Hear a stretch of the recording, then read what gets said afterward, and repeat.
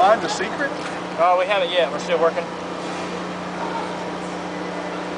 Dale, what were some of the things out there you saw the car maybe doing a little bit different in the draft? Anything in particular stand out?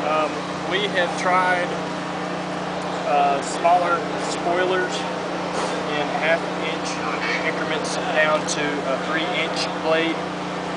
We have went down 100 or more pounds in the rear springs, and the cars drive and draft the same.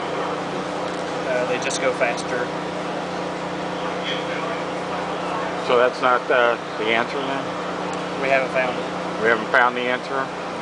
Is there anything else you can do before the day's over? I'm sure there's some creative minds around here, so there's all kinds of options and ideas, and I'm still feel positive about finding a solution. And I felt like you know, when we came down here, it was going to take more than one day of testing to get there, but this is part of the work. This is part of the work that's got to get done, and whether we find a solution or not today, we know a lot of things about what we learned today, and we're better off than we were yesterday. Does what you saw today make you think that it's going to take something out of the box, something really radical to affect the change that you want to do? No. It's going to. The answer is in the past. The answer is in the history of the sport. And you know, I've heard people comment that, well, the tandem drafting was always there. You know, it just took this long for people to figure it out. That's not true. You couldn't tandem draft in 1998. You couldn't tandem draft in 2004. You bump drafted, but when you went in the corner, you'd spin somebody out if you stayed on their bumper. We got to get to that point. However that is, it's going to be very difficult with the surface of the racetrack being as grippy as it is. That's not helping us at all. We just got to figure out a way to take a little bit of grip out of the cars to where it's back in the driver's hands, and the lead guy doesn't want anybody pushing him. You know, that's what you want to do.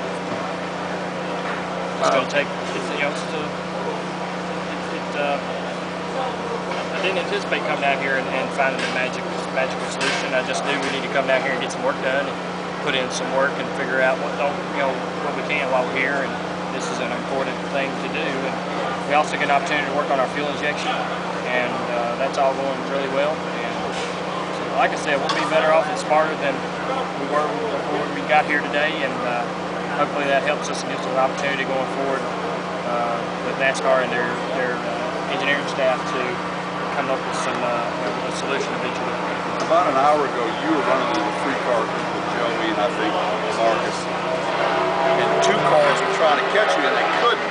Is that kind of the direction that you're trying to go? Do you think, like we're a group, can outrun a tandem? What you want, I don't think you'll ever have it to where a group can outrun a tandem. It's just the physics of that just won't work. But what we want is to make the car become uncontrollable to drive when you're being pushed through the corner. And definitely you're going down to the smaller spoiler, it takes away some rear downforce. Lowering the back of the car with the springs takes away some rear downforce. And those are some steps in the right direction, but from the looks of today, that's not the entire answer to it. Definitely some other things we need to look at, and we will look at. And I'm just kind of going off of I'm just kind of speaking out of turn because I don't really know where NASCAR is today after what we've learned at this point. But I feel positive and confident that what we're doing here is important. So you expressed that you might have some concern about how this went, but at no point today were you uncomfortable really in the car? Not really at all. We've tuned the cars up 10 mile an hour. By themselves, I assume they were going about 12 mile an hour faster than they were when we showed up this morning. And in that tandem draft that we're still able to achieve, we're going about anywhere from 6 to 10 mile an hour faster, and the cars are just as comfortable. Which, I mean, you know, I didn't expect the big difference between 195 or 190 to 205. I mean, those are both large numbers. At 50 miles an hour, I didn't expect really to shake things up at all, and it didn't. but I feel positive that we're learning things and we're learning what we need to know to try to do whatever NASCAR is trying to achieve. So I'm not exactly sure what they're trying to achieve to the point. I know that they would like to have pack racing.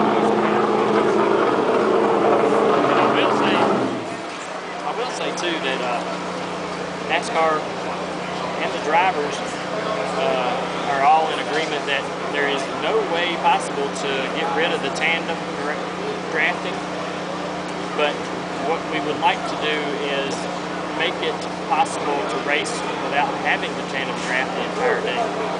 You know, get back to where we have a passing racing amongst the leaders. You know, guys jostling around, moving in and out of packs and out of lines, and then, you know, at the end, if it comes down to a 1 or 2 lap, you know, tandem draft to win the race, well, I think that would be expected by everyone here in NASCAR and the drivers as well.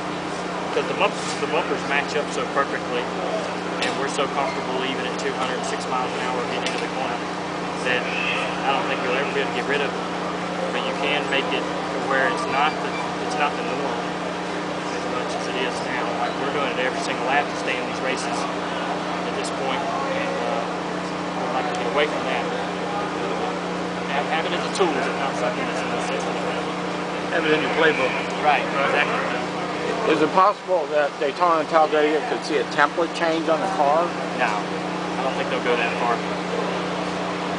Can you talk about the EFI and have you learned anything there today? I haven't learned anything because that's way above my head, but I know that the guys on the computers over there seem to be real happy with what's going on with our cars, and they're really smooth. I honestly, ever since I've been testing any of the fuel injection cars with Hendrick, with HMS, they have felt exactly, if not better than the carbureted engines we've been running. So I'm extremely pleased with the efforts. Anything else for Dale? As we look down the road to Homestead, it's a 2-man championship. Who do you like? I pull for the Chevy. I want Chevrolet to be on top. Dale, thanks a lot. Yeah, thank you. Have a good one. All right, guys and gals, let me see if I can get John Darby.